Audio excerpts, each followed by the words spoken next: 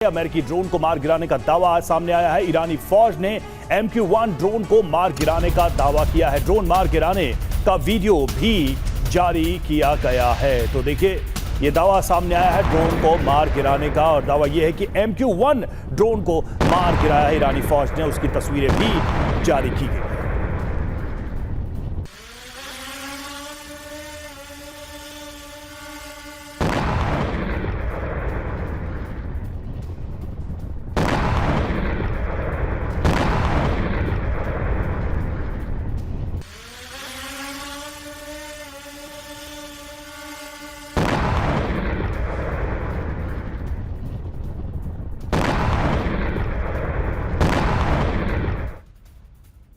और एक और खबर यह कि यमन के मारिब में हथियार डिपो पर अटैक किया गया है। सऊदी अरब के हथियार डिपो पर हमले की खबर है।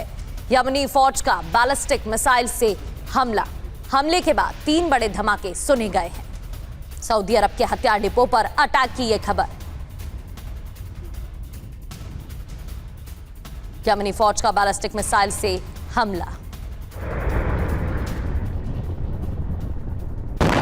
और ईरान के खिलाफ अमेरिका की बड़ी तैयारी। राष्ट्रपति ट्रंप की बड़ी चेतावनी, ईरान पर बड़ा एक्शन होगा, ट्रंप ने कहा है। और ब्लॉकेड से ईरान पर दबाव बढ़ा है। ईरान की नेवी वायुसेना खत्म हुई है। सैन्य अभियान कामयाबी के करीब है। एक बार फिर से वही दावे ट्रंप की तरफ से सामने आए ईरान को लेकर।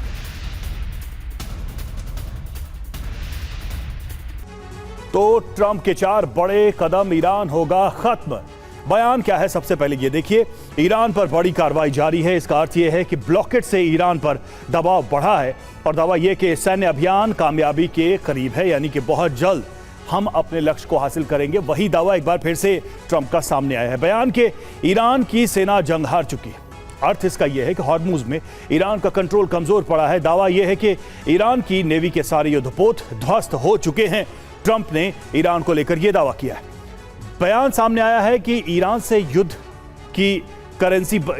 से ईरान की करेंसी बर्बाद हो गई है। ईरान कंगाल हो गया है। मतलब यह कि तेल निर्यात अंकुश से अर्थव्यवस्था कमजोर हुई है। दावा यह है कि सैनिकों को वेतन भी नहीं मिल पा रहा है। इनडायरेक्टली डायरेक्टली ट्रंप ये कहना चाहते हैं कि आर्थिक दबाव जबरदस्त है ईरान के ऊपर। बयान यह कि ईरान पर चौतरफा प्रहार किया, मतलब यह कि आर्थिक दबाव से घुटने टेकेगा ईरान। दावा यह कि ईरान लंबे वक्त तक संघर्ष नहीं कर पाएगा, यानी कि ईरान आर्थिक तौर पे इतना कमजोर हो चुका है कि अब इस जंग को जारी नहीं रख पाएगा। सिवाय सर, ये दावे हम पहली बार नहीं सुन रहे हैं, ये बयान हम पहली बार ट्रंप से नहीं सुन रहे हैं, लेकिन इसमें सच्चाई कहां तक आपको दिखाई देती है? क्या आर्थिक रूप से कमजोर ईरान वाकई में लंबे वक्त तक जंग को नहीं झेल पाएगा? हाँ बिल्कुल। देखो रवि, एक बात समझनी पड़ेगी, अगर लड़ाई दोबारा शुरू होती है तो फिर पलड़ा भारी ईरान का होगा, क्योंकि ईरान जो है एसिमेट्रिक लड़ाई लड़ेगा। वो दोनों चीज़ें कर लेगा। स्टेट ऑफ हॉर्मुज को बंद करेगा, और जो कि अब 10 से 12 शिप अभी भी चल रही हैं, और उसके साथ साथ वो खाड़ी के देशों पे हमला करेगा और उनके एनर्जी सेक्टर, डिसैलिनेशन प्लांट और जो टूरिज्म को बर्बाद कर देगा। तो उसको मद्देनजर रखते हुए मुझे लगता नहीं कि अमेरिका कोई इतनी बड़ी गलती करेगा कि ये लड़ाई दोबारा स्टार्ट हो। तो अमेरिका कर क्या सकता है?